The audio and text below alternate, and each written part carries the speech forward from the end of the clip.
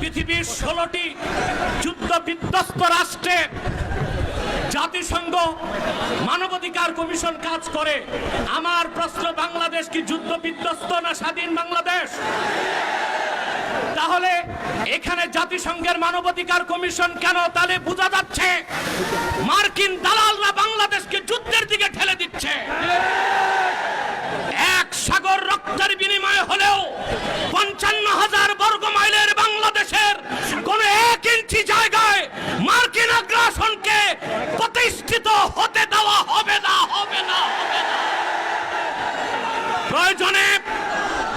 প্রয়োজনে সাইফুদ্দিন কুতুস, রুকনুদ্দিন বাইবার্স, শাহজালাল ইয়ামানির উত্তরসূরির আরেকবার দেশের স্বাধীনতা রক্ষায় সশস্ত্র বিপ্লবের ডাক দিতে বাধ্য হবে। আমি বলে থাকি, জাতিসংঘ, United nation is nothing but A Christian club.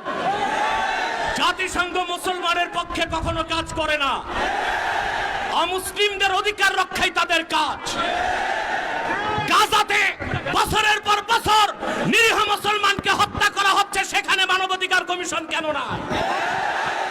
কাশ্মীরে মুসলমানদের হত্যা করা হচ্ছে, সেখানে মানবাধিকার কমিশন কেন না? চায়নার উইগুরে মুসলমানদের হত্যা করা হচ্ছে, সেখানে মানবাধিকার কমিশন কেন না? আমরা জানি মানবাধিকার কমিশন কেন। আল্লাহ ও তার আখিরি নবী নূর নবীজি মুহাম্মদ সাল্লাল্লাহু আলাইহি ওয়াসাল্লামের আরশচুম্বী সম্মান মর্যাদার বিরুদ্ধে যে কুলাঙ্গার শাতেম কাফেররা বক্তব্য দিবে, তাদের শাস্তির দাবি করলেই মানবাধিকার কমিশন তাদের পক্ষে ঢাল হয়ে দাঁড়াবে। খেলাফত প্রতিষ্ঠার কথা যারা বলবে, জিহাদের কথা যারা বলবে, জঙ্গি তকমা দিয়ে তাদের কারাগারে বন্দী করতে চায়, আর সুযোগ দেওয়া হবে না। কোন একজন আলেমকে জঙ্গি তকমা দিয়ে জেলখানায় ঢুকালে জেলখানার ইটগুলোকে একটা একটা ছুটিয়ে দিবে বাংলা।